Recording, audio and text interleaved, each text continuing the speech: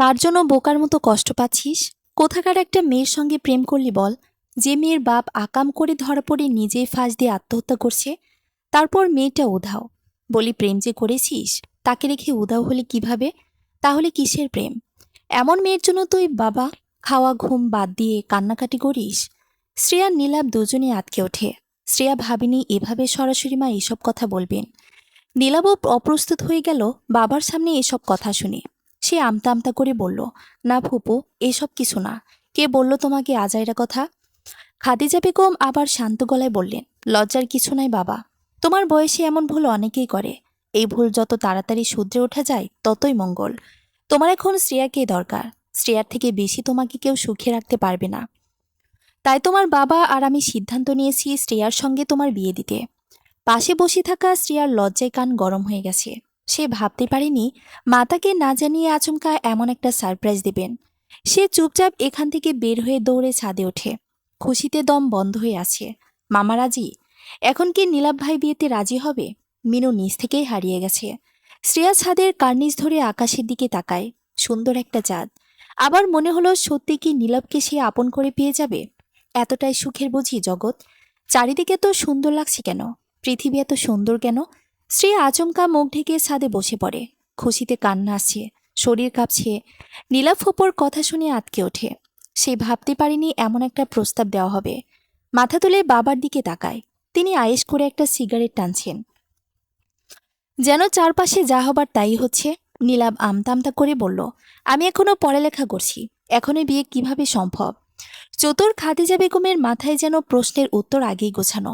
তিনি সুন্দর করে গোছানো জবাব দেন, বাবা, বিয়ের পর তোমরা এখানেই থাকবে, দুজন পড়ালেখা করবে, ক্যারিয়ার গড়বে, শুধু বিয়েটাই না হলো। সবকিছু ঠিক এখনকার মতোই চলবে। তুমি যখন আয় রোজগার করবে তখন শ্রেয়াকে ঘরে নিও, তার আগে আমরা আছি তো। নীলাভ কি বলবে ভেবে পেল না। সে চুপচাপ বসে রইল। খাদিজা বেগম আবার বললেন, একটা মেয়ের জন্য তো আর জীবন থেমে থাকবে না বাবা। তাছাড়া মেয়েটা ইচ্ছে করে হারিয়ে গেছে। নিজ থেকেই তোমার সঙ্গে যোগাযোগ করছে না, করতে চাইছেও না। তাই তোমার বাবা আর আমার কথা ফেলো না। আমরা তোমার ভালোই চাই। নীলাভ দ্বিধাদ্বন্দ্বে পড়ে যায়। কি বলবে ভেবে পায় না। ফুপু যা বলছেন সবই ঠিক। যুক্তিতে ওনাকে আটকানোর কিছু নেই। তাছাড়া মিনুকে কত খুঁজেও পায়নি। নতুনভাবে সবকিছু শুরু করলেও মন্দ হয় না। জীবন তো সত্যি কারোর জন্য থেমে থাকবার নয়। এমনই এক দ্বিধাদ্বন্দ্বের ঘোরের ভেতর দিয়ে তাদের বিয়েটা হয়ে যায়। কেবল দুই পরিবারের লোকের উপস্থিতিতেই উকিলটিকে খুবই ঘরোয়া উপায়ে বিয়েটা হয়। শ্রেয়াকে যেদিন তাদের বাড়িতে বউ হিসেবে নেবে, তখন শ্রেয়ার বাবা বিদেশে এসে অনুষ্ঠান করবেন। নীলাভ যেন এখন নদীর স্রোতে গা ভাসিয়ে দিয়েছে। স্রোত যেদিকে নিয়ে যায় সেদিকেই যাবে। দীর্ঘ জীবনে মানুষের সঙ্গে মাঝে মধ্যে এমন হয়, স্রোতে গা ভাসানো ছাড়া তখন আর উপায় থাকে না। বাসর ঘরে শুয়ে শুয়ে নীলাভ একের পর এক সিগারেট টানছিল। ডায়েরি পড়ার পর থেকে শ্রেয়ার সাজগোজ সব আটকে গেছে খয়েরি রঙের শাড়িতে, খোলা চুলে। শ্রেয়া চুপচাপ দরজা বন্ধ করে লাল টুকটুকে একটা ফুল টেবিলে রাখে। তারপর রুমের চারদিকে মোমবাতি জ্বেলে কেমন রহস্যময় একটা পরিবেশ তৈরি করে ফেলেছে। খাটের সামনে সে দাঁড়িয়ে গলা খাকারি দেয়। নীলাভ ভাবলিসীনভাবে শুয়ে আছে। শ্রেয়া আস্তে করে বলল, নীলাভ, আমার সামনে দাঁড়াও। নীলাভ ভেতরে ভেতরে খানিকটা চমকায়, কারণ শ্রেয়া একটু আগে তার নামের সঙ্গে ভাই ডাকেনি। চুপচাপ শ্রেয়ার সামনে এসে দাঁড়ায়। শ্রেয়া পায়ে সালাম করার ভঙ্গিতে মাথা নিচু করে। নীলাভ নির্লিপ্তভাবে দাঁড়িয়ে থাকে। শ্রেয়া মাথা নুয়ে থাকতে থাকতে বিরক্ত হয়ে বলল, এই, তুমি কি কোনোদিন নাটক সিনেমায় দেখনি? বউ মাথা নিচু করে পায়ে হাত দিবার আগেই জামায় ধরে ফেলতে হয়, তারপর বলতে হয় তোমার স্থান আমার পায়ে না, বুকে। নীলাভ হেসে ফেলে। শ্রেয়া আবার বলল, ঠিক আছে ঠিক আছে, আমি আবার মাথা নিচু করছি। নীলাভ মুচকি এসে শ্রেয়াকে টেনে বুকে আনে। সে এখন নদীর স্রোতে গা ভাসিয়ে দিয়েছে। যেদিকে স্রোত নিয়ে যায় সেদিকে যাবে। কিন্তু শ্রেয়ার জড়িয়ে ধরার অনুভূতিটা ঠুনকো নয়, নিবিড় ছোঁয়া, গভীর অনুভূতি। সে শক্ত করে জড়িয়ে ধরে কাঁপছে। নীলাভ অনুভূতিহীন রোবটের মতো দাঁড়িয়ে। শ্রেয়া গভীর আবেগমাখা ঘুম ঘুম গলায় কানে ফিসফিস করে বলল, হাত ছেড়ে আছো কেন? প্লিজ একবার শক্ত করে জড়িয়ে ধরো না। নীলাভ ধীরে ধীরে দুই হাত পিঠের দিকে নিয়ে পেঁচিয়ে ধরে। শ্রেয়ার তখন মন কেমন করা এক অন্যরকম অনুভূতিতে মনটা কানায় কানায় ভরে যায়। আস্তে করে কানে একটা চুমু খেয়ে আবার ফিসফিস করে বলে, তোমার বুকে এভাবে একটু আশ্রয় দিও, চোখে খানিক প্রশ্রয়। আর কিছু চায় না নীলাভ। তোমাকে আমি ভীষণ সুখে রাখব। ভীষণ মানে ভীষণ ভীষণ। রাত একটা ছুঁই ছুঁই। চারিদিকে পিনপত্তর নীরবতা। বাসার সামনের মুদি দোকানটার সিঁড়িতে বসে আছে নীলাভ। 2 আঙ্গুলের ফাঁকে বিন্দুর মতন লাল হয়ে সিগারেট জ্বলছে। টান দিলে লাল বিন্দুটি আবারও গভীর হয়। খানিক আগে বন্ধ দোকানের বারান্দায় কয়েকটা কুকুর কুণ্ডলি পাকিয়ে শুয়েছিল। কটা কুকুর নীলাভের উপস্থিতি টের পেয়ে ঘেউ ঘেউ করে পালিয়েছে। বোধহয় মানুষের প্রতি বিশ্বাস একেবারেই উঠে গেছে।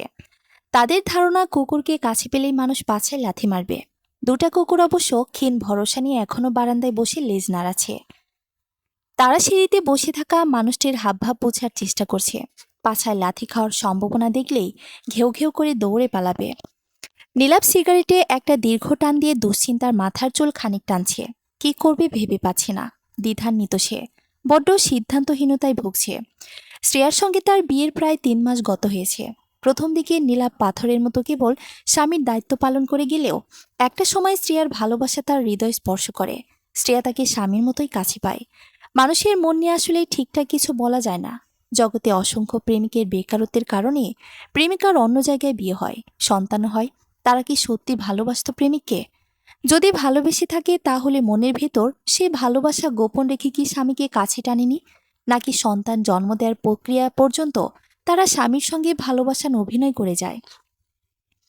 নাকি মানুষ এক জন্মে একাধিক মানুষকে একসঙ্গে ভালোবাসতে পারে? মানুষের মন নিয়ে আসলেই ঠিকঠাক কিছু বলা যায় না। তারা নিজেও হয়তো চিন্তা করে এসবের সমাধান পায় না। নীলাভ জানেও না তার মনের ভেতর কি হচ্ছে। শ্রেয়াকে শত অবহেলার পরও হঠাৎ করে তার মনটা হু হু করে কেঁদে ওঠে। আহারে, কত ভালোবাসে মেয়েটা তাকে। একটু আদর, ভালোবাসা, আশ্রয়, প্রশ্রয় পেলে গলা জড়িয়ে ধরে বলে, জীবন এত সুন্দর কেন নীলাভ? এত সুন্দর কেন? শ্রেয়ার এমন ভেঙে চুরে ভালোবাসা দেখে প্রায়ই তার চোখ ভিজে যায়। ভালোবেসে শ্রেয়াকে বুকে টানে। মাথায় তখন আসে মিনু নেই, তাহলে শ্রেয়াকে কেন কষ্ট দেব? একটা মেয়ের জন্য তো জীবন থেমে গেলে চলবে না। এমন হাজার রকম চিন্তা যখন নীলাভকে শ্রেয়ার প্রতি ক্রমশ দুর্বল করে ফেলেছিল, তখনই সমস্যাটা বাধে। সেবার তারা দুজন কেবল শ্রীমঙ্গল বেড়াতে যায়। তখনও নীলাভ পুরোপুরি স্বাভাবিকভাবে মেনে নিতে পারেনি শ্রেয়াকে। তবুও ধীরে ধীরে শ্রেয়ার ভালোবাসা আর মমতায় সে দিনকে দিন মোমের মতো গলে যাচ্ছিল। কিন্তু শ্রীমঙ্গল থেকে আসার পর শ্রেয়াকে আর কোনোভাবে মেনে নিতে পারছে না।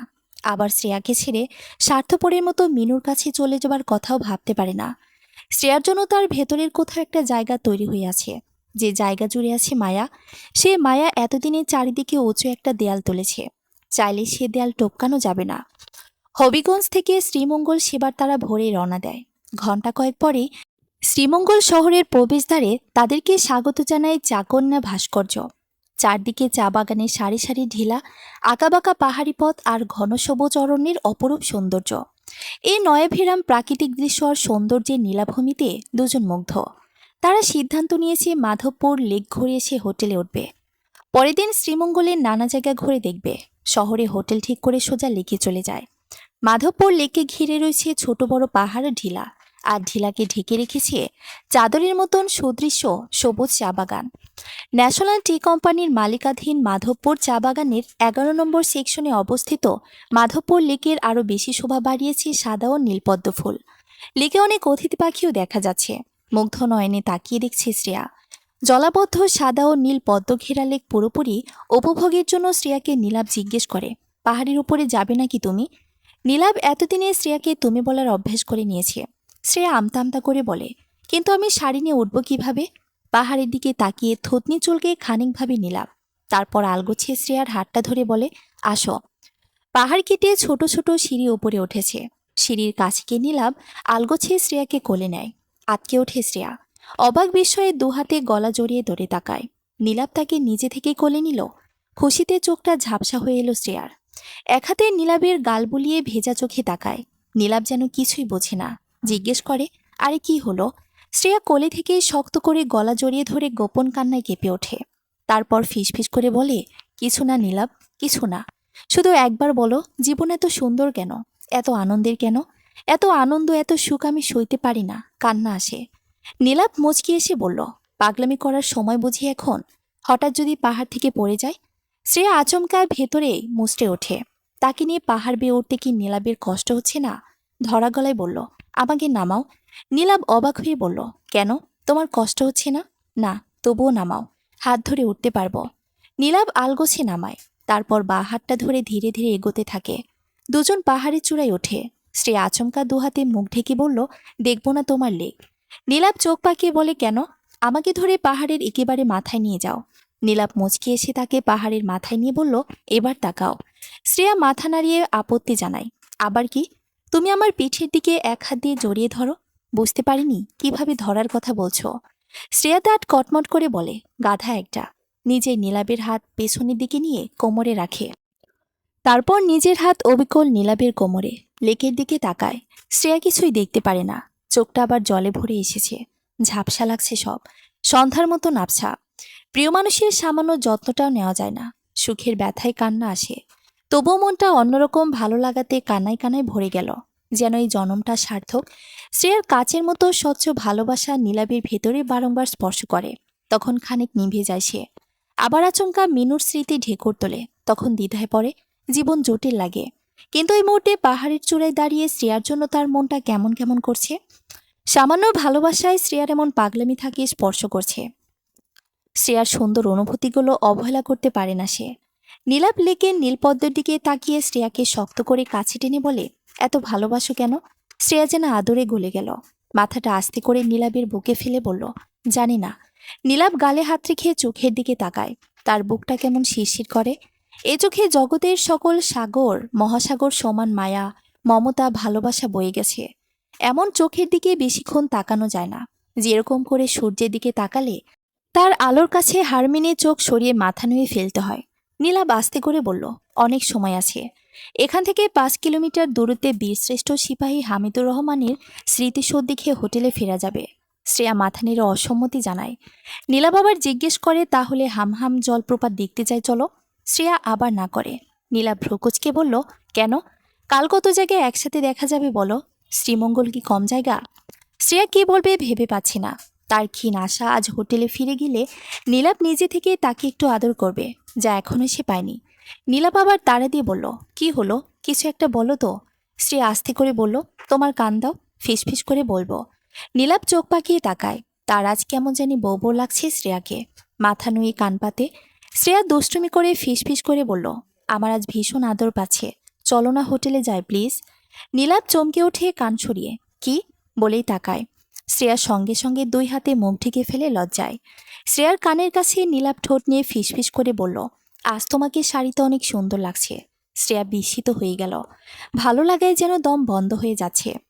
এই প্রথম সে নীলাপের কাছে এমন প্রশংসা শুনেছে, যে নীলাপ তাকে লাঞ্ছিত করেছিল তোর প্রতি বিড়ালেরও আগ্রহ হবে না বলে। শ্রেয়ার চোখ বন্ধ অবস্থায় মনে হলো দিনটা যেন নিমিষে রাত হয়ে গেছে। একটা ভিন্ন জগৎ, পুরো জগৎ জনমানবহীন। আকাশে চাঁদ সূর্য কিছুই নেই। চারপাশে যতদূর চোখ যায় ইলেকট্রনিক বাতি নেই। শুধু তারা দুজন একটি পাহাড়ের চূড়ায় দাঁড়িয়ে একজন আরেকজনের নেশায় বোধ হয়ে আছে। এই নেশা কাটানোর মতো মিনু নামের কারো জন্ম হয়নি এই ভবনে। শ্রেয়া চুপচাপ দাঁড়ায়। চারপাশে এত মানুষকে দেখে না সে। শুধু লম্বা সুদর্শন এক মানব তার সামনে দাঁড়িয়ে আছে, তার একান্ত ব্যক্তিগত পুরুষ। ঢলে পড়ে নীলাবের বুকে, কেঁপে কেঁপে ওঠে কান্নায়। আজ তোমাকে শাড়িতে অনেক সুন্দর লাগছে। এই চাইতে সমুদ্র কথা যেন এই জগৎ সংসারে কেউ কাউকে বলেনি। শ্রেয়ার কাছে কথাটা মনে হলো অনেক সুন্দর একটা প্রেমের কবিতা, কিংবা অনেক সুন্দর একটা গান। নীলাবের অস্বস্তি লাগে। মাথায় হাত রেখে বলে, চারপাশে মানুষ, এমন করছো কেন? শ্রেয়া খানিকটা নিভে তারপর চোখ মুছে বলে, এই শাড়ি আর কোনোদিন আমি খুলব না। কথাটি শুনে নীলাব হেসে ফেলে। তারপর হাত ধরে বলে, চলো হোটেলে যাই। পাহাড় থেকে নেমে গেটের বাইরে এসে তারা সিএনজি নেয়। তারপর সোজা শহরে চলে আসে। দুজন খাওয়া দাওয়া সেরে হোটেলে ফিরে নীলাব ফ্রেশ হয়ে বাথরুমে যায়। তখনই শ্রেয়ার ফোনটা বেজে ওঠে। অন্তরাত্মা কেঁপে ওঠে শ্রেয়ার। মিনু আবার কল দিয়েছে। সে কদিন থেকে নীলাবের বর্তমান নাম্বার চাচ্ছে কল করে। মায়ের সঙ্গে শ্রেয়া এ নিয়ে কথা বলার পর তিনি নিষেধ করেছেন নম্বর দিতে। এমনকি নীলাবকেও যেন না জানায়। শ্রেয়া কি করবে ভেবে পায় না। কলটা কেটে দেয়। মুখটা মলিন হয়ে আছে। শ্রীমঙ্গলের প্রাকৃতিক সৌন্দর্যে ম্লানে মনটা একদম পবিত্র নরম সুন্দর হয়ে গিয়েছিল। এখন নিভে গেছে মুখের আলো। কি একটা আশঙ্কা চেপে ধরেছে তাকে। নীলাব বাথরুম থেকে বের হয়ে বলে, ফ্রেশ হয়ে নাও। শ্রেয়া কেমন পাথরের মতো দাঁড়িয়ে থাকে।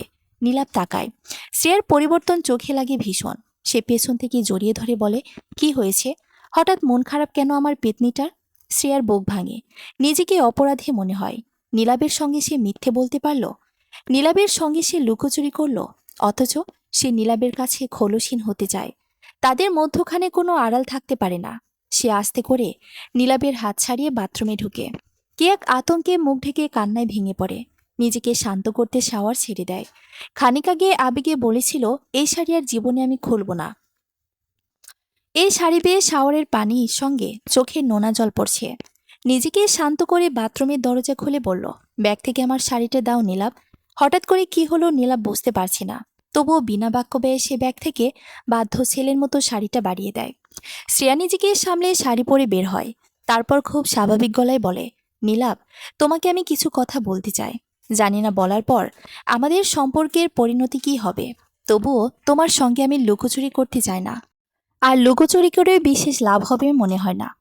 এ সমস্যার মুখোমুখি আজ নয় কাল দাঁড়াতে হবে। নীলাভ শোয়া থেকে উঠে বসে। তাকিয়ে দেখে শ্রেয়ার চোখ লাল হয়ে আছে, মুখটাও খানিকটা ফোলা ফোলা। টেনে শ্রেয়াকে পাশে বসিয়ে জানতে চাইল, কি বলতে চাও নির্দ্বিধায় বলো। শ্রেয়া থুতনি বুকের সঙ্গে লাগিয়ে মাথা নিচু করে শাড়ির আঁচল আঙ্গুল দিয়ে নাড়তে নাড়তে বলে, তুমি একদিন বলেছিলে লাস্ট যেদিন মিনুর সঙ্গে তোমার যোগাযোগ হয় তখন আমার নাম্বার নিয়েছিল। নীলা ভেতরে ভেতরে কি একটা আশঙ্কায় ভীষণ চমকায়। দ্রুত মাথা নেড়ে বলে, হ্যাঁ বলেছিলাম। শ্রেয়া দীর্ঘশ্বাস ছেড়ে বলল, সেদিন আমি মিথ্যে বলেছিলাম। মিনু আমাকে কল করেনি। সে আমাকে প্রায় কল দিয়ে তোমার খোঁজ খবর নেয়। আমি সব সময় তাকে বলেছি, তুমি সব ভুলে গেছো, স্বাভাবিক জীবনযাপন করছো, মন দিয়ে পড়ালেখা করছো। আটকে ওঠে নীলাভ। শ্রেয়ার পেট থেকে হাতটা খসে পড়ে বিছানায়। নীলাভ ভালো করে জানে শ্রেয়ার সঙ্গে কেন যোগাযোগ রেখেছে মিনু। কারণ সে জানে শ্রেয়া তাকে ভালোবাসে। তাই নিজের স্বার্থের জন্য হলেও মিনুর সবকিছু গোপন রাখবে। কাউকে শ্রেয়া বলবে না মিনু আছে, তার সঙ্গে আমার যোগাযোগ হয়। নীলাভের মনে হচ্ছে তার প্রেশার অনেকটা বেড়ে গেছে। ঘাড়ের রগ এমন করছে কেন, মাথা ঘেমে গেছে ভীষণ। শ্রেয়া আবার বলতে শুরু করে, মিনু শুধু তোমার খোঁজ খবর নেবার জন্যই কল দিত, তোমাকে কিছু না জানাতেও অনুরোধ করেছিল। গত কিছুদিন থেকে সে তোমার ছবি দেবার জন্য অনুরোধ করে যাচ্ছিল। মায়ের সাথে কথা বলে আমি দিইনি। আমাদের বিয়ের ব্যাপারেও সে জানে না। কয়েকদিন থেকে মিনু তোমার সঙ্গে যোগাযোগ করার চেষ্টা করছে। তোমার পুরাতন নাম্বারে কল দিয়ে বন্ধ পাচ্ছে, তাই বর্তমান নাম্বার চাই। একটু আগেও সে কল দিয়েছিল, আমি কেটে দিয়েছি। ঘাড়মাক্ত নীলাভ রক্তচক্ষু নিয়ে শ্রেয়ার দিকে তাকায়। শ্রেয়ার গালে সজোরে থাপ্পড় মেরে হাত থেকে মোবাইলটা ছিনিয়ে নেয়। মোবাইল হাতে নিয়ে নীলাভ বারান্দায় যায়, কল দেয় মিনুকে। ওপাশে রিং হয়ে কেটে আসে। আরেকটা কল দিতে যে পারে না সে। মুখ ঢাকা নীরব কান্নার শব্দ ভেসে আছে। সেই কান্না জুড়ে আছে মায়া। কি এক বন্ধনের হেঁচকাটানে যেন সে বারান্দা থেকে রুমে তাকায়। দুই হাতে মুখ ঢাকা, পিঠময় ছড়ানো ঘন কালো চুল। শরীরটা বারংবার কেঁপে উঠছে কান্নায়। কান্নাটা বড় ছোঁয়াছে রোগ। নীলাভেরও বেদনায় মনটা হু হু করে কেঁদে ওঠে। বাইরে প্রকাশ পায় না, কেবল চোখ ঝাপসা। ধীরে ধীরে আবার রুমের দিকে যায়। হাঁটু ভেঙে মেঝেতে বসে। খাটে বসা শ্রেয়া। নীলাভ হাত বাড়িয়ে বুকে টানে। শ্রেয়ার কান্না নিমিষে আরো বহুগুণ বেড়ে যায়। নীলাভেরও চোখ বেয়ে জল পড়ছে। সে অস্ফুটে বলল, কেন সবকিছু আগে বললি না শ্রেয়া? আমাকে শেষ করে দিলে তুমি। এখন আমি কি করব? মিনুকে যে আমি অনেক ভালোবাসি। শ্রেয়া চোখ মুছতে মুছতে বলল, আমি আছি নীলাভ, কিছুই শেষ হয়নি, আমি ঠিক করে দেব। নীলাভ মুচকি আসে, বড় আত্মবিশ্বাসী হাসি ছিটা। জীবনটা সিনেমা নয়, কারণ সে জানে এখন চাইলেও সব ঠিক হবে না। শ্রেয়ার প্রতি তার মায়া পড়ে গেছে। মায়া হচ্ছে কচুপাতে থাকা বৃষ্টির পানির মতন, বড্ড পড়ে যাবার জিনিস সে, কারণ আর ওপর পড়েই যায়। সেই মায়া শ্রেয়ার উপর থেকে স্থির হয়ে গেছে গাছের মতন। গাছটা এতদিনে শিকড় গজিয়েছে। নীলাভ আস্তে করে বলল, বাসায় ফিরে যায় চলো, এখানে আর ভালো লাগছে না। শ্রেয়া কোনো কথা বলে না, মাথা নাড়িয়ে সম্মতি জানায়। আবার দুজন বাড়ির উদ্দেশ্যে রওনা দেয়। ফিরতে ফিরতে রাত 9টা হয়। খাদিজা বেগম ভীষণ অবাক। কম হলেও 2-3 দিন শ্রীমঙ্গল থাকবার কথা। কিছুটা উত্তর তিনি পেয়ে যান শ্রেয়ার নীলাভের মুখ দেখে। কিছু একটা হয়েছে। বুদ্ধিমতী খাদিজা বেগম কারণ জানতে ব্যস্ত হন না। খাবার টেবিলে ডাকেন। 3জন চুপচাপ খায়। নীলাভের গলা দিয়ে খাবার যায় না। টুকরো টুকরো স্মৃতি আবার উঁকি মারে। মিনু বোরকা পরা সহজ সরল একটা মেয়ে। ঘাস ফুরিং, ভোলাগঞ্জ পা পিছলে পড়ে যাওয়া, বাসে জড়িয়ে ধরে ঘুমানো, নদীর পাড়ে চড়ুই পাখি। আর পারে না সে, আর পারে না। খাবার টেবিল থেকে উঠে যায়। এতদিন পরে মিনু তার নাম্বার চায় কেন? কেমন আছে সে? কোনো কথা না বলে টেবিল থেকে রুমে আসে। সিগারেটের প্যাকেট নিয়ে ছাদে যায়। খানিক পর শ্রেয়াও চলে যায় ছাদে। পুরোপুরি স্বাভাবিক সে, যেন বিয়ের আগের শ্রেয়া। ছাদের কার্নিশ ঘেঁষে দাঁড়ায়। এত চাপ নেওয়ার কি আছে নীলাভ? মিনুর নাম্বারে যোগাযোগ করে কালই দেখা করো। নীলাভ কোনো কথা বলে না, ঘন ঘন সিগারেট টানে। শ্রেয়া নীলাবের হাত ধরে বলে, কালই শ্রেয়ার সঙ্গে দেখা করবে। এখন ঘুমাবে, চলো। মাকে কিছু বুঝতে দেওয়া যাবে না। নীলাব শ্রেয়ার দিকে তাকিয়ে হাঁটে। দুজন জানে না তাদের সব কথা চিলেকোঠায় দাঁড়িয়ে কেউ একজন শুনেছে। তাদেরকে আসতে দেখে আবছায়াটা দ্রুত চিলেকোঠা থেকে সরে গেল। মাথার উপরে ইলেকট্রনিক ফ্যান ঘুরছে। শ্রেয়া চারপাশে মশারি গজে দেয়। নীলাব চুপচাপ বিছানায় শুয়ে আছে। শ্রেয়া পাশের বালিশটায় যায়, মাথায় হাত রাখে। নীলাবের কেমন যেন অস্বস্তি লাগছে। সে পাশ ফিরে। শ্রেয়ার হাতটা মাথার থেকে খসে পড়ে বিছানায়। মুখটা মলিন হয়ে যায়। শ্রেয়া ঘুরতে থাকা ফ্যানের দিকে চেয়ে থাকে। খানিকক্ষণ দুজন চুপচাপ। নীরবতা ভাঙে শ্রেয়া। গালবে পড়া জলকে আলগোছে মুছে বলল, নীলাব, তুমি তো জানো আমি তোমাকে কতটা ভালোবাসি। আমি থাকতে তুমি এত দুশ্চিন্তা কেন করছো? আমি তো চাই তুমি সুখেই থাকো। একসময় ভাবতাম বিয়ে হয়ে গেলে মিনুকে ভুলে যাবে তুমি। ভুলতে পারোনি, তা আমি ক্ষণে ক্ষণে টের পাই। আমার কথা শুনছো তো নীলাব? নীলাব শুয়ে থেকে বলল, হুম। শ্রেয়া আবার বলতে শুরু করলো, মিনু ফিরতে চায় সেটা বেশ কিছুদিন থেকে আমি বুঝতে পারছি। আমার ভরসা ছিলে তুমি। যদি ভুলে যাও মিনুকে, তাহলে তুমি আমার একান্ত পুরুষ। ভুলতে পারোনি। কষ্ট পেতাম ভেতরে ভেতরে। কিন্তু সেদিন হঠাৎ আমার মনে হলো, আসলে আমার মতো সৌভাগিনী সবাই হয় না। এই সংসারে কয়টা মেয়ে ভালোবাসার মানুষকে কাছে পায়, স্বামী হিসেবে পায়। আমি তো তোমাকে পেলাম। মিনু হারিয়ে না গেলে তো এই সুযোগই পাওয়ার ছিল না। আমি খুশি যে মিনু হারিয়ে যাওয়ার দুঃসময়ে তোমার পাশে থাকতে পেরেছি। এখন মিনু ফিরতে যায়।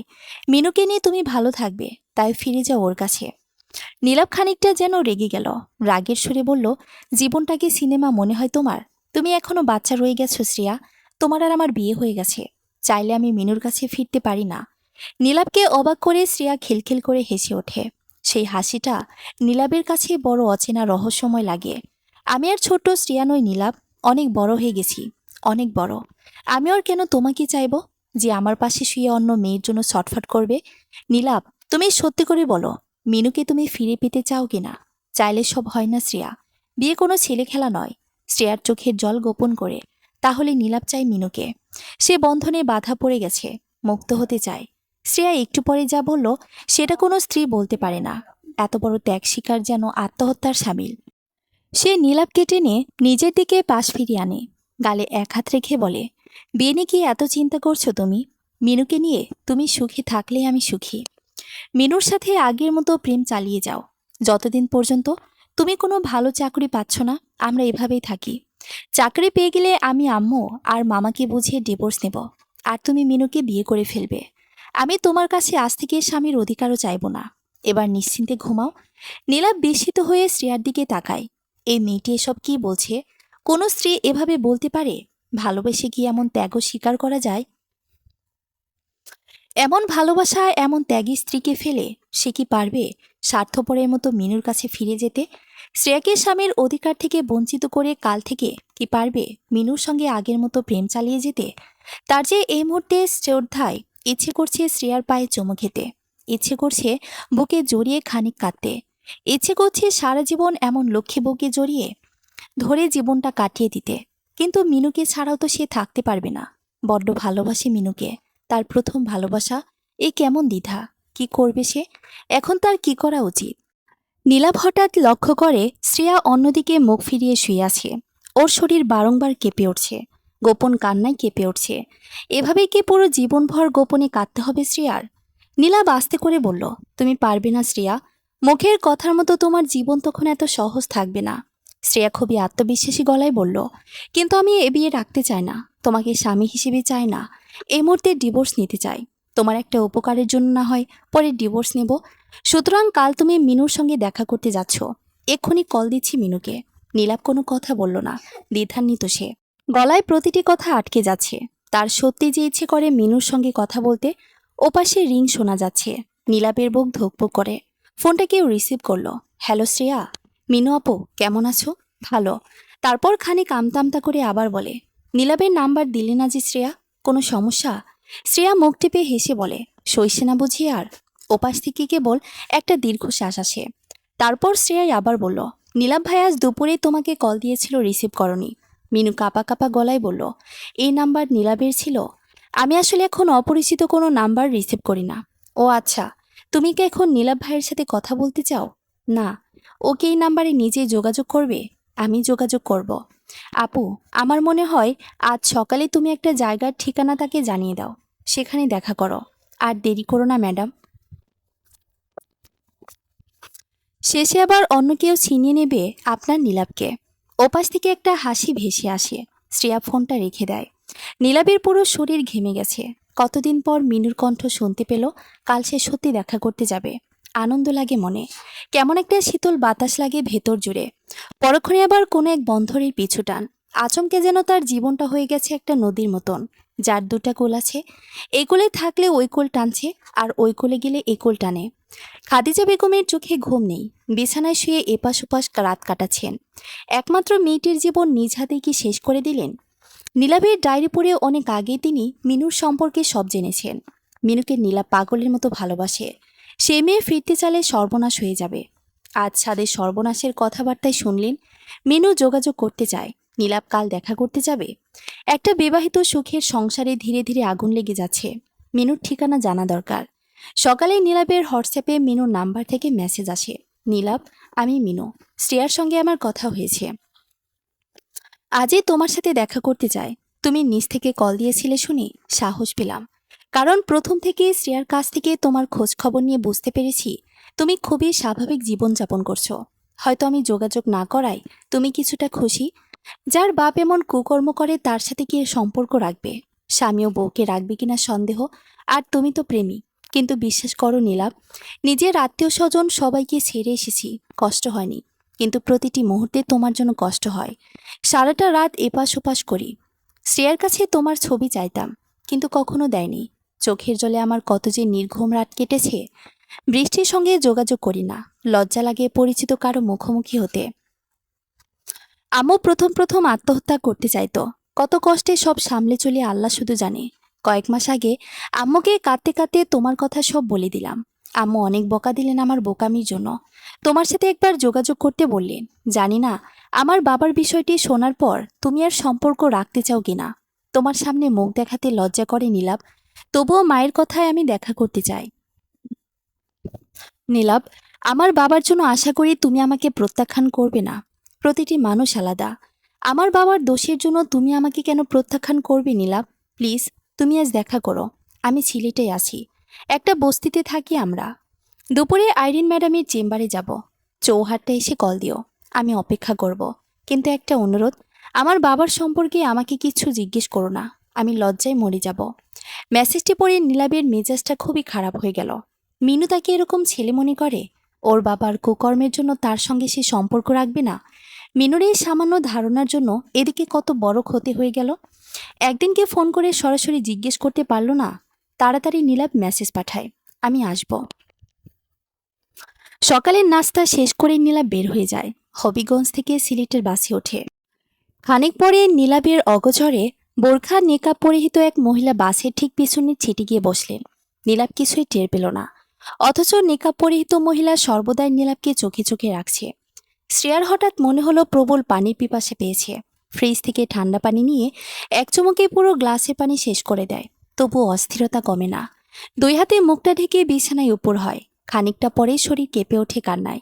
নিজেকে প্রশ্রয় দেয় না শ্রেয়া। বিছানা থেকে আবার ওঠে। প্রথমে রুমের সমস্ত জানালা দরজা বন্ধ করে দেয়। মোবাইলে গান ছেড়ে নিজেও সুর মিলিয়ে গায়। কিন্তু কাজ হচ্ছে না। নীলাভের সঙ্গে কাটানো প্রতিটি মুহূর্ত চোখের সামনে ভেসে উঠছে। সে এখন দড়ি লাফ খেলবে। নিজেকে প্রবোধ দেয় দড়ি খেলা অত্যন্ত জরুরি। দড়ি লাফ খেলতে হয়, শরীরের জন্য বড়ই উপকার। টান দিয়ে ড্রয়ার থেকে দড়ি বের করে খেলতে শুরু করে। 1, 2, 3। দেয়ালে ছুঁড়ে মারে দড়ি, আছড়ে পড়ে মেঝেতে। নিজের সঙ্গে প্রতারণা করে পারছে না সে। কি করবে? কি করা যায়?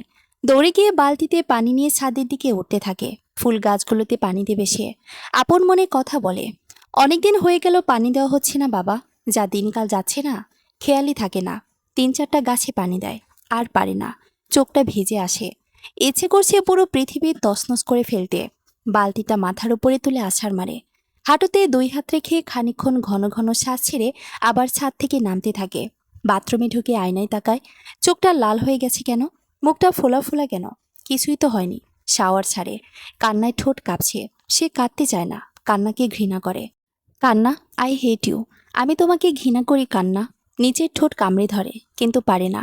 ফুলে ফেপে ওঠা বন্যার পানির পাড় ভাঙার মতো ঠেলে ঠুলে কান্না আসে। পুরো পৃথিবী কাঁপানো কান্না, বেদনায় আকাশ বাতাস ভারী করা কান্না। গাছের ডালে চুপটি করে বসে থাকা কাক আচমকায় কাকা করে উড়ে যাবার মতো চিৎকার করা কান্না। শ্রেয়া কাঁদতে কাঁদতে বারংবার নুয়ে পড়ে। রাগে ক্ষোভে নিজের চুল টানে, হাত কামড়ে ধরে। কেউ আসবে না, কেউ বাড়িতে নেই। শ্রেয়া একা, ভীষণ একা। এই জগতে কোটি কোটি মানুষ থাকতেও শ্রেয়া আজ থেকে ভীষণ একা। নীলাপ চলে গেছে মিনুর সঙ্গে দেখা করতে। খাদিজা বেগম কোথায় গেছেন শ্রেয়া সঠিক জানে না। বুদ্ধিমতী খাদিজা কৌশলে বাইরে চলে গেছেন। একটা পলিথিনের ব্যাগে বোরখা নিকাব ভরে শ্রেয়াকে কেবল বলেছেন বাইরে যাচ্ছে, আসতে দেরি হবে। তারপর একটু আড়ালে গিয়ে তাড়াতাড়ি বোরখা নিকাব পরে নীলাবের পিছু নেন। ঘড়িতে 12টা ছুঁই ছুঁই। নীলাব চৌহাট্টা পৌঁছে কল দেয়। মিনু কাপা কাপা গলায় জানায় এক্ষুনি আসি। আলিয়া মাদ্রাসার বাউন্ডারিতে হেলান দিয়ে নীলাব দাঁড়িয়ে আছে। হঠাৎ দেখতে পায় মিনু আসে। তার মিনু একান্ত ব্যক্তিগত নারী, প্রথম ভালোবাসা। কত বদলে গেছে। বোরখা নেই, ক্লান্ত বিধ্বস্ত চেহারা, পায়ে চটি জুতো, সস্তার সুতি কামিজ, ওড়না গলায় পেঁচানো। এই পোশাক যেন তার গায়ে একদম মানাচ্ছে না। পোশাক লজ্জিত। মিনু চারদিকে তাকিয়ে নীলাবকে খোঁজে। ঘাস ফড়িংটার চোখের নিচে কালি পড়েছে। নীলাব চুপচাপ ভিড়ের মধ্যে হারিয়ে যায়। তারপর আচমকা পেছন থেকে মিনুর হাতটা ধরে। কেঁপে ওঠে মিনু। এই নীলাবকে হঠাৎ দেখতে পেয়ে উত্তেজনায় জড়িয়ে ধরে। কাঁপতে থাকে পুরো শরীর। নীলাবের গায়ের ঘ্রাণ সুখে, চিরচেনা সেই ঘ্রাণ, যেই ঘ্রাণ তাকে মাতাল করে দেয়, বোধ করে রাখে। নীলাব চারপাশে তাকায়। চারপাশের মানুষ বিস্মিত হয়ে তাকিয়ে আছে। খানিক পরে মোবাইল বের করে ফটোগ্রাফি শুরু করতে পারে। তাদের বিষয় কাটার আগে সরে যাওয়া জরুরি। সিলেটের অলিগলি তার বেশ চেনা। নীলাব তাড়াতাড়ি একটা রিক্সা ডাকে। শাহী ঈদগাহ চলেন, সেদিকে গিয়ে বসে গল্প করা যাবে। মিনুকে হাত ধরে রিক্সায় তোলে। নীলাব এই মুহূর্তে সবকিছু ভুলে গেছে। শ্রেয়া নামের কারো এখন তার মস্তিষ্কে স্থান নেই। তার কেবল ইচ্ছে করছে মিনুকে বুকের ভিতর কোথাও লুকিয়ে রাখতে, যেখান থেকে আর কখনো হারিয়ে যাবে না। মিনুর দিকে তাকায়। একজন আরেকজনের চোখে চোখ রাখে। হাত পা ঘেমে যায় মিনুর। নীলাব এভাবে তাকালে তার সবসময় অস্বস্তি লাগতো, এখনো লাগছে। অস্বস্তি কাটানোর জন্য আবার নীলাবের বুকে মুখ লুকোয়। ফ্যাস ফ্যাস করে কাঁদে। নীলাব রসিকতা করে বলে, তুমি জড়িয়ে ধরে কাঁদলে বাবা, আমার ভয় লাগে। মিনু বুক থেকেই চোখ তুলে বলে, কেন? নীলাব মুচকি হেসে বলে, কাঁদলেই তোমার সর্দি আসে। নাকের আর চোখের পানি মিলে আমার শার্ট ভিজে যায়। মিনু মুখ গুজে হাসল। সে হাসির সঙ্গে কান্নার মিশ্রণ। মিনু যেন এখন বাবার আদরের খুকি, কথায় কথায় ন্যাকা কান্না করবে। দুজনের কোনো পুরাতন কথা আসে না। এতদিনের দূরত্বের কথা মনে পড়ে না। রিক্সা থেকে নেমে তারা বাদাম হাতে নিয়ে বসেছে সিঁড়িতে। নীলাব ভুলে গেছে নিজের বিবাহিত জীবন। এ কেমন আশ্চর্য প্রেম! এই প্রেম কি সেই প্রেম যে প্রেম ভালোবাসা যুগে যুগে জগতের সমস্ত বাধাকে ভেঙে গড়িয়ে দেয়?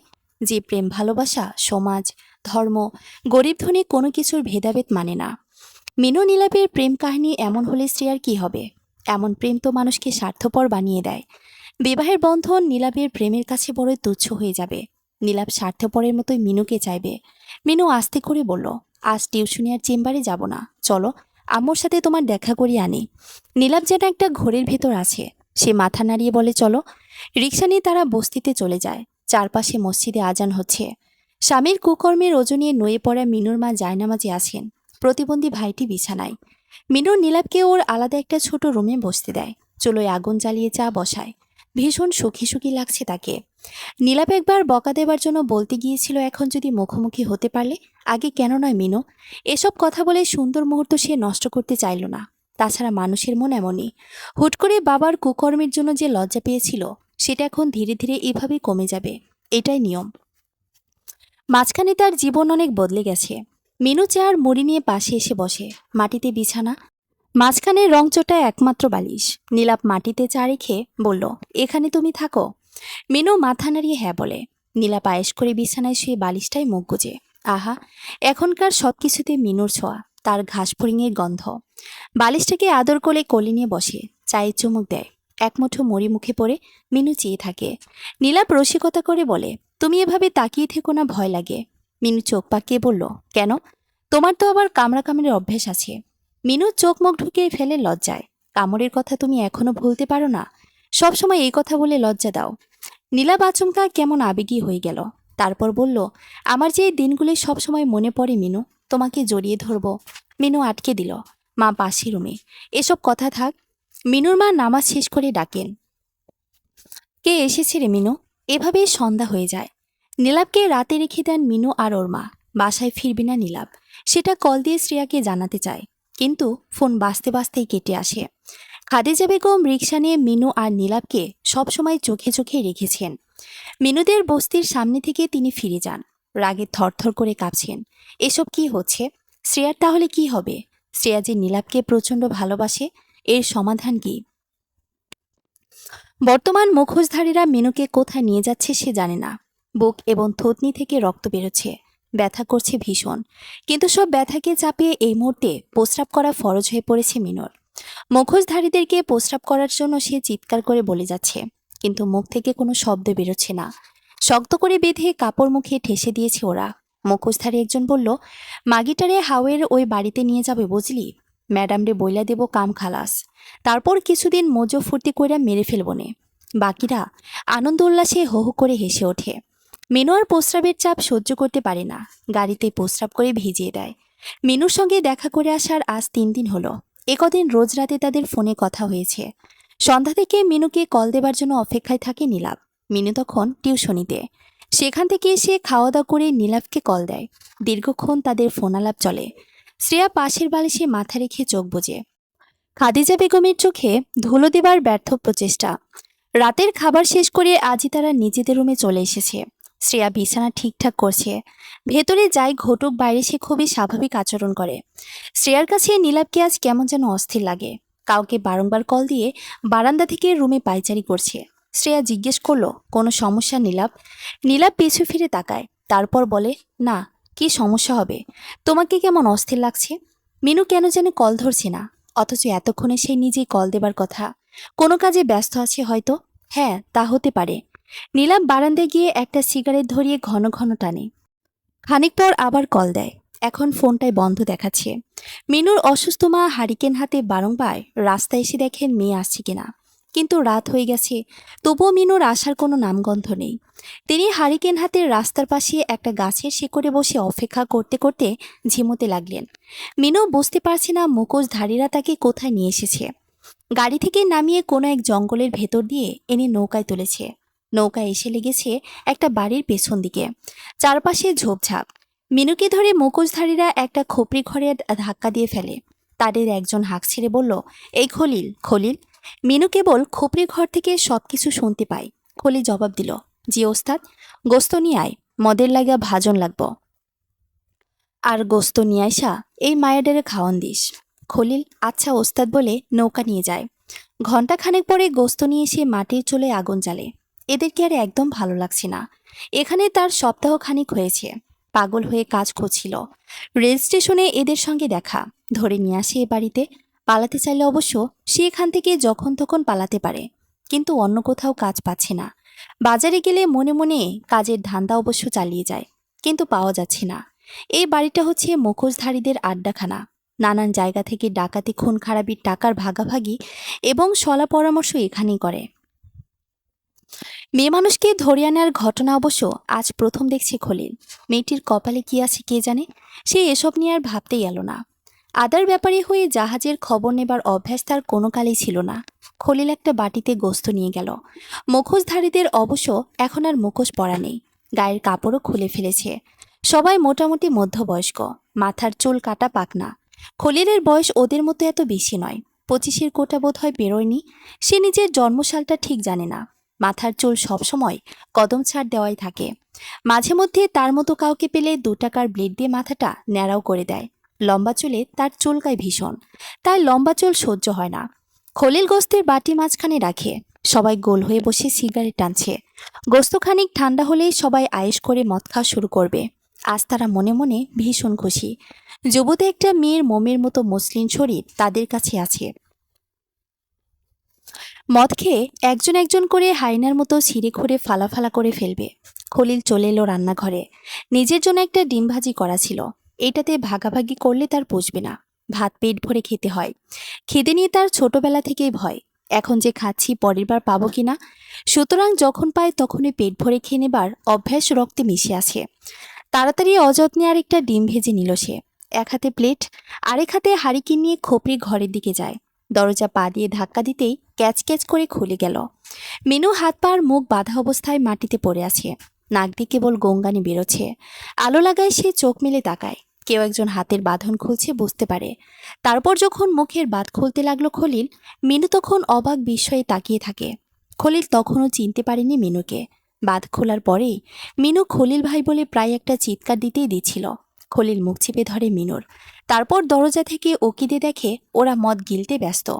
খলিল ফিসফিস করে বলল, মোল্লা কাকার মেয়ে মিনু না তুই? এখানে কি কইরা? মিনুর সমস্ত শারীরিক দুর্বলতা যেন খলিলকে দেখে কেটে গেল।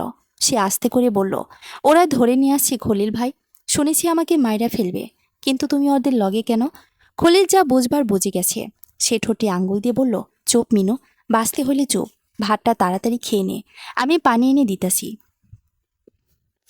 মিনু কোনো কথা না বলে খেতে লাগলো। খলিল ভাইকে সে চিনে। ছোটবেলায় এলাকার জাম্বুরা, নারিকেল, কলাসহ নানান ফল ফলাদি চুরি করে তাদেরকে নিয়ে খেত। বাচ্চাদেরকে ঘড়ি বানিয়ে দিত। তাকে এখান থেকে অবশ্যই খলিল ভাই পালাবে নিয়ে। খলিল পেটের খিদেকে ভয় পায়। হাজার বিপদ আসুক, সে তাড়াতাড়ি খেয়ে নিল। তারপর নিজের অল্প স্বল্প যা কিছু ছিল নৌকায় নিয়ে রাখে। স্টিলের গ্লাসে করে পানি এনে দিল মিনুকে। এক চমকে সব পানি খেয়ে তাকালো খলিল, কিছু বলে কিনা।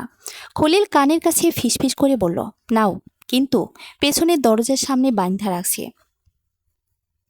আমরা যাওনের লগে লগে টের পাইব ওরা, তাই চুপি চুপি গিয়ে লাভ নাই।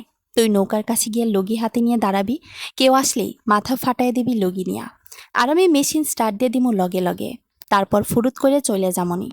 মিনু আবার ফিসফিস করে বলল, মেশিন স্টার্ট না দিয়া লগি দিয়ে কিছু দূর গেলে তো ওরা বুঝতে পারবে না। আরে গাদি, তোর দাদা একটা দরজার সামনে চ্যাপটা লাগা বসে আছে। এভাবে যাওন লাগবো। সামনে আসার আগেই মাথায় মারবি, হালারা মাতাল আছে। মিনু আস্তে আস্তে উঠে দাঁড়ায়। পুরো শরীরে ব্যথা, ভীষণ দুর্বল লাগছে। তবুও নিজেকে শক্ত করে বলল, চলেন। দুজন চুপচাপ নৌকার পাশে গেল। দরজার কাছে যে একজন বলল, কে রে? ওস্তাদ, আমি খলিল। লোকটি চোখ কষলে তাকিয়ে আচমকা লাফিয়ে উঠল, এই হালার পুত, মায়াডারে বাইরে নিয়ে আসিস কেন? মাতালগুলোর সঙ্গে সঙ্গে অকথ্য ভাষায় গালাগালি করে বের হয়ে আসে। খলিল তাড়াতাড়ি স্টার্ট দিতে যেয়ে ওর দেখে উঠছে না। এদিকে মিনু লগি তুলে মারতে পারছে না কাউকে। ভয়ে ওর শরীর থরথর করে কাঁপছে। খলিল দৌড়ে সে মিনুর কাছ থেকে লগি নিয়ে একজনের মাথায় বাড়ি মারে। ভেঙে যায় লগি, কিন্তু ভাঙা অংশ ওদের হাতে যাবার আগেই মিনু চোখের পলকে হাত দিল। সবকয়টা মদ খেয়ে মাতাল হওয়ায় শুধু অকথ্য ভাষায় গালিগালি করতে পারছে, নিজের টাল সামলাতে পারছে না। একজন মিনুর দিকে এগিয়ে আসতে মিনু লগি চালিয়ে দিল মাথায়। চিৎকার করে পড়ল লোকটি মিনুর পায়ের কাছে। এতক্ষণে খলিল মেশিন স্টার্ট দিয়ে ফেলেছে। লাফিয়ে উঠল নৌকা। চিৎকার করে বলতে লাগলো, মিনু আয়, তাড়াতাড়ি নাওয়ে ওঠ। কিন্তু মিনু পা নাড়াতেই পারছে না। মাতালটা বাড়ি খেয়ে মাটিতে পড়ে মিনুর পা শক্ত করে ধরে আছে, কোনোভাবেই ছাড়াতে পারছে না। এদিকে আরেকজন প্রায় কাছাকাছি চলে এসেছে। লগির টুকরো অংশ হাতে যাওয়ায় বেশ সুবিধা হচ্ছে। মিনুর চোখের পলকে লোকটির মাথায় চালিয়ে দেয়। যন্ত্রণায় চিৎকার করে পড়ে যায় মাটিতে, কিন্তু এদিকে পা ছাড়াতেই পারছে না। মিনুর হঠাৎ মাথায় একটা বুদ্ধি খেলে যায়। ওর এক পা ধরে আছে মাতালটা, আরেক পা তুলে ও নিজে পড়ে যাবে। তাই লগিতে ভর দিয়ে এক পায়ের বুড়ো আঙ্গুল দিয়ে মাতালটার চোখে লাথি মারে মিনু। চিৎকার করে পা ছেড়ে নিজের চোখ চেপে ধরে লোকটি। মিনু তাকিয়ে দেখে নৌকা কিছু দূরে চলে গেছে। চারিদিকে অন্ধকার। লাফিয়ে পড়ে পানিতে। নৌকার আওয়াজ লক্ষ্য করে সাঁতার কাটতে থাকে। পেছনেও লাফানির আওয়াজ কানে আসে। মাতালগুলো লাফিয়ে পড়েছে তাহলে। মিনু খলিল ভাই বলে চিৎকার করতে থাকে। অন্ধকারে চিৎকার শুনে খলিল নৌকা ঘুরিয়ে তড়িৎ গতিতে মিনুর দিকে নিয়ে আসে। হাল ছেড়ে সে হাত বাড়িয়ে মিনুকে তুলতে গিয়ে নিজেই পড়ে গেল টুপ করে পানিতে। ততক্ষণে মিনু নৌকা এক হাতে ধরে ফেলেছে। এদিকে ওরা প্রায় কাছাকাছি খলিলের। সে চোখের পলকে হাত বাড়িয়ে ঝাপটে ধরে নৌকা, ভর দিয়ে উঠে পড়ে, টেনে তোলে মিনুকে। অন্ধকারে নৌকা চলছে। কোথায় যাচ্ছে, কোন দিকে যাচ্ছে মিনু আর খলিল জানে না। অনেক দূর যাবার পর একটা জঙ্গল পেল। খলিল উঠে মেশিন বন্ধ করে দেয়। মিনু আটকে উঠে বলল, মেশিন বন্ধ করে দিলা কেন? আন্ধারে কিছুই দেখা যাইতেছে না মিনু, এই জঙ্গলে রাত কাটায় ভোর হয়ে চলে যাবো। মেশিন বন্ধ করে দিচ্ছি, ওরা খুঁজে পাইব না। তারপর দুজন নীরব থাকে। মিনু আবার নীরবতা ভেঙে বলল, 5-6 বছর পর তোমার লাগে দেখা হইল খলিল ভাই। গ্রাম যে সাইডে আইলা, আর যাওনি কেন? খলিল দীর্ঘশ্বাস ছেড়ে বলল, গিয়া কি হইব মিনু, কেউ তো নাই। এক নানি ভিক্ষা করে খাওয়াই বড় করছে, সেও মইরা গেল। গ্রামের মানুষের নানির জানাজাও করল না। তোমার বাপ চাচারাই ফতোয়া দিল মাগি বেটির জানাজা কি? ভিক্ষা করছে, দেহ ব্যবসাও করছে। তারপর আমিও যখন এলাকায় ভিক্ষা করতাম, লোকে বলতো, জোয়ান পোলা ভিক্ষে কিসের, কাজ কাম করে খেতে পারিস না? কিন্তু কেউ আমার এই কাজ কামার দেয়নি। তারপর শুরু করলাম এলাকায় হাত গোনানার ভণ্ডামি। তোমার বাপ চাচাই তখন ভণ্ডামির জন্য এলাকা ছায়রা করে দিল। বের হলাম রাস্তায় রাস্তায়, শহরে বন্দরে, যা কাম পাই তাই করি। যখন কোনখানে কাজ পাই না তখন রেল স্টেশনে থাকি। মিনু চুপচাপ কেবল শুনে যায় খলিলের জীবনের গল্প। এ জগতে কোটি কোটি মানুষ থাকার পরও যার আপন বলতে কেউ নেই, যার মাথার উপরে ছাদ নেই, এবেলা ভাত খেলে ওবেলা কি খাবে তার ঠিক নেই। এই যে তার একমাত্র কর্মস্থল ফেলে পালিয়ে যাচ্ছে, তারপর কি কাজ পাবে, কি করে খাবে, কোথায় থাকবে, সেসব নিয়ে আলাদা করে ভাবনা নেই। সে জানে পৃথিবীতে কি এক রহস্যময় কারণে টিকে থাকলেই কিভাবে জানি খাবার জুটে, ঘুমানোর জায়গা মিলে, কেবল টিকে থাকতে হয়। সকালে আবার কল দেয় নীলাভ, ফোন বন্ধ দেখায়। পাগলের মতো অবস্থা হয়ে যাচ্ছে তার। ফোন বন্ধ কেন? কি হয়েছে মিনুর? শ্রেয়া নাস্তা নিয়ে এসে জিজ্ঞেস করে, কল কি ধরেছে? না, বন্ধ দেখাচ্ছে। শ্রেয়া খানিক ভেবে বলল, বিকেল পর্যন্ত অপেক্ষা করে দেখো, তবুও ফোনে না পেলে সিলেট চলে যাও, দেখা করো। নীলাভ বিকেল পর্যন্ত অপেক্ষা করতে পারল না। শ্রেয়ার কাছে ভাড়ার টাকাটা চেয়ে দ্রুত বেরিয়ে পড়ল। সে পৌঁছে গেল দুপুরের আগে। বস্তিতে গিয়ে দেখল মিনু বিছানায় শুয়ে আছে, নিচের ঠোঁট ফোলা, দেখে বোঝা যাচ্ছে কিছু একটা হয়েছে। মিনুর পাশে অপরিচিত এক যুবক আর আন্টি বসা। নীলাভ ব্যস্ত হয়ে বলল, মিনু, কি হয়েছে তোমার? কাল থেকে কল দিয়ে পাচ্ছি না কেন? খলিল যেন গল্প করার একটা সুযোগই পেল। সে আসন পেতে বসে বলল, কি করে পাইবেন মিয়া, ভাই মিনুরে, কি কাণ্ড এটা না ঘটেছিল বুঝলেন? আমি না হইলে মনে করেন মাইয়াটা এক্কেরে শেষ আসিল। মিনুকে কিছুই বলতে হলো না, সে কেবল খলিল ভাইয়ের আয়েশ করে গল্প বলা দেখে মুচকে হাসে। কিন্তু নীলাভ সব কিছু শুনে অস্থির হয়ে গেল। কে করলো এসব? কেন করলো? তাহলে আমি আর বাড়ি যাচ্ছি না, তোমার সাথেই থাকবো, এখানেই থাকবো। তুমি টিউশনি পড়াতে গেলে আমি সঙ্গে যাব। মিনু মুচকি এসে বলল, আচ্ছা বাবা, আচ্ছা। সত্যি সত্যি নীলাভ দুদিন এখানেই থাকে। খলিল আর নীলাভ মিনুর বিছানায় থেকেছে, আর ওরা সবাই এক খাটে।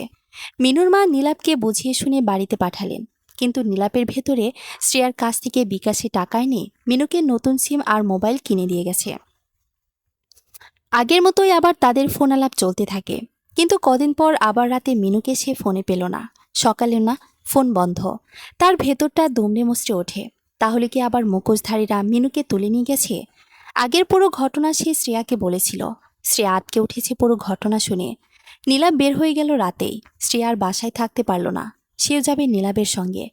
দুজন রাত 8টার বাসে ওঠে, 12টার আগে সিলেট পৌঁছে যায়। হেঁটে হেঁটে দুজন বস্তিতে পৌঁছে দেখে কেউ নাই। মিনুর পুরো পরিবার উধাও হয়ে গেছে এখান থেকে। নীলাভ পাগলের মতো হয়ে গেল। বস্তিতে সবাইকে জিজ্ঞেস করে মিনুরা কোথায়, কিছু জানে কিনা। সবাই বলল কোথায় গেছে জানি না। শুধু একজন যুবক আর মিনুরা ব্যাকপ্যাক নিয়ে চলে যেতে দেখেছে। নীলাভ ফোন করে বারংবার কল দেয়, ফোন বন্ধ দেখায়। হাউমাউ করে কাঁদতে শুরু করে। রাত এখানেই তারা কাটিয়ে দেয়। পরের দিনও শ্রেয়া নীলাভকে নিয়ে বাসায় যেতে পারল না। সে মিনু রুমেই থাকবে, মিনু ফিরে আসবে, এখান থেকে সে যাবে না। শ্রেয়া রাতেই মাকে সব জানিয়েছিল। তিনি নীলাভের বাবাকে নিয়ে সকাল 10টার দিকে চলে এলেন বস্তিতে। নীলাভের সঙ্গে সাই দিয়ে বললেন, ঠিক আছে, তুমি কিছুদিন এই বস্তিতে থেকেই অপেক্ষা করো। আমি মালিকের সঙ্গে কথা বলে এখানে তোমার আর শ্রেয়ার থাকার এবং খাবারের ব্যবস্থা করে দিচ্ছি। নীলাভ এসব কথা শোনে না। সে শুধু জানে মিনু ফিরে আসবে, আর সে মিনুর রুমে থেকে অপেক্ষা করবে। খাদিজা বেগম ভ্যান থেকে খাট, বিছানা, বালিশ সব আনিয়ে দিলেন। রান্না করার জন্য বস্তির লোকেদের সঙ্গে কথা বলে বোয়া ঠিক করে দিয়ে চলে গেলেন। শ্রেয়া নীলাভের কান্নার পাগলামি রোজ সহ্য করে সামলে নিচ্ছে। সেও মনে প্রাণে চায় মিনু ফিরে আসুক, নীলাভের মুখে আবার হাসি খুশিতে ভরে উঠুক। কিন্তু ওরা দুজনেই কেউই জানে না মিনু আর ফিরবে না। সেও এখন চায় শ্রেয়াকে নিয়ে নীলাভ সুখে থাকুক। একটা বিবাহিত সংসার তার জন্য কষ্ট হয়ে যাক সে চায় না।